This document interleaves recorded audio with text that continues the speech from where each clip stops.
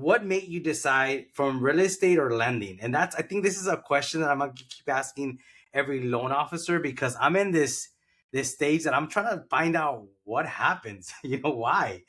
Because the industry is so alike but yet different, and I'm trying to find out the formula. Like, how do you point out, okay, this person will be a great loan officer, this person will be a great realtor? So what happened to you?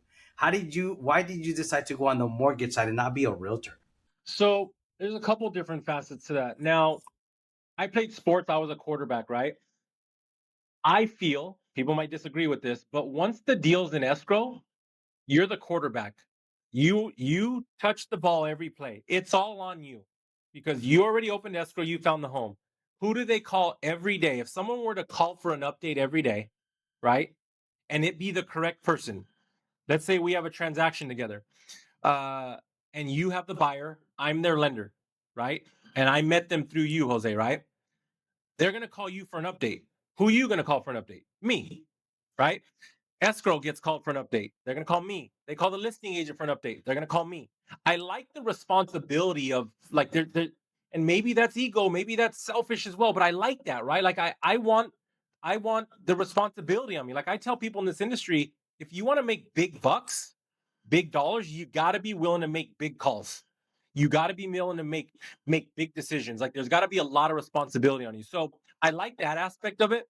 Now go all the way back to seventh, eighth grade, right? I've always been good at math. So was it destined already, right? I used to take math classes in the summer, believe it or not, at summer school.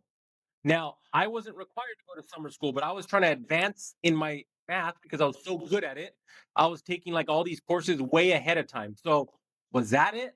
Um, the main thing, back to the question, I tried real estate in 2009. When my buddy got me in the industry, he was a lender. We used to meet clients. He's like, hey, dude, go show homes. I used to drive around. This is when people got in your car, right? Go show homes. I didn't have a license. I've never had a real estate license. So I used to write it under my old business partner's uncle's license. Now I used to have to handwrite contracts because I didn't have the programs for it. And I don't even know if they were around.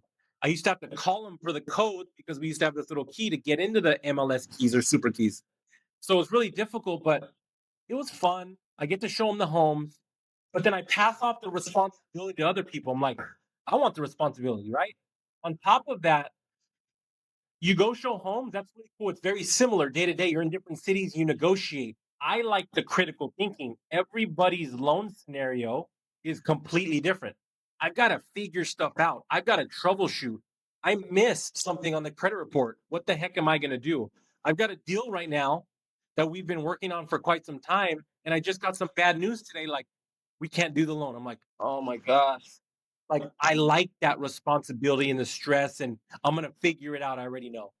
So I like all that critical thinking and working on people's financials because how many people, for you, Jose, how many people have seen your tax returns?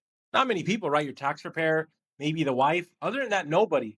I'm looking at people's finances that nobody ever gets to see and educate them on something. So I like that. And I felt that that was my calling on the mortgage side, just being able to do more of that strategy stuff and figure it out, the numbers and the loans. And then, every scenario is completely different.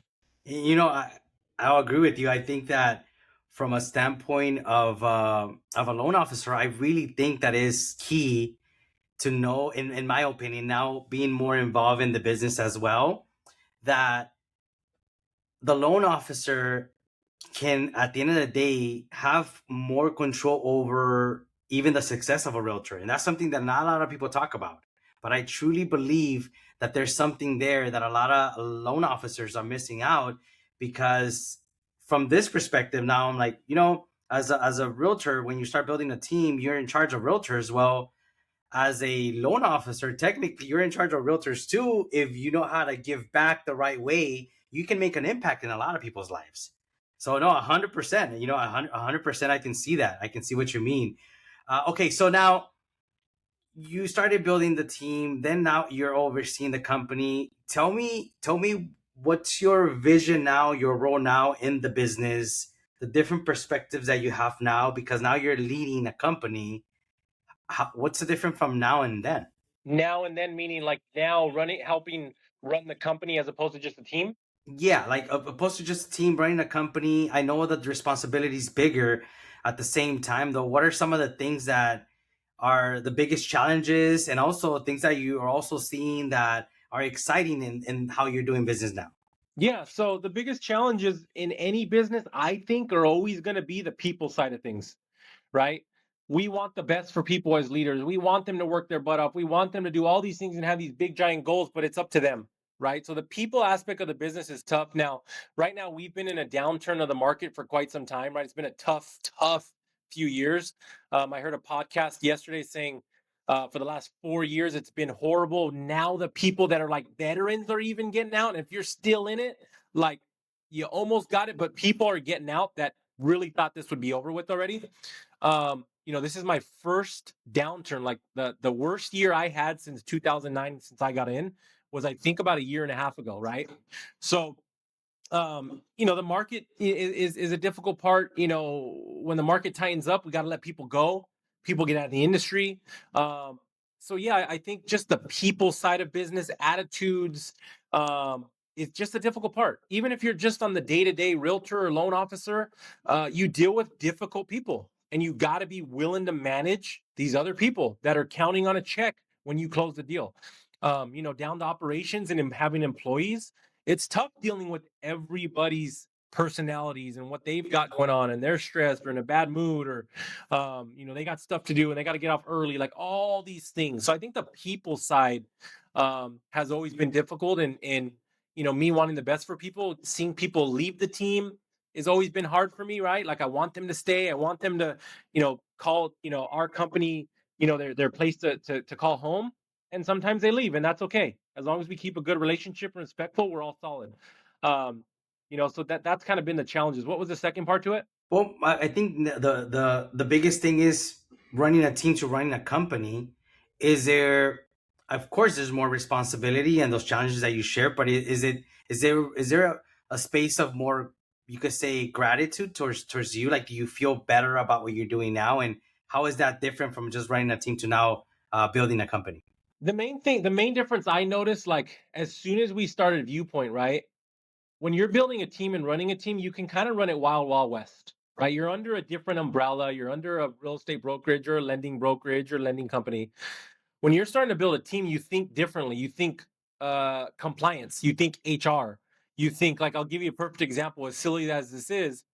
Back in the More Group days, I used to take some shots in the office on a Friday, right? Like that was cool. The sales team would get together, and maybe after 5 p.m. we're cool, we're chopping it up. Or maybe if it was early, like having some beers or something. Like that's got to change when your mission is now a company. Now people like, and people were looking up to us, at the More Group, whoever were the leaders of the company at that time, right, or the team. But now it's different. Like when you're building a team and building a company has different layers than a team has. You know what I mean? And a team will never really probably have their own HR, but as soon as you think company, you got HR. You got people's time off. They're required to have a lunch. If they're pregnant, there's required to be a room to breastfeed, and all these things I never thought of running a team. So as a salesperson, we think a sales thing and just go, go, go, go. As soon as it turns to company, you're like, you got to think different compliance wise. So that was probably the biggest thing for me to come to terms with.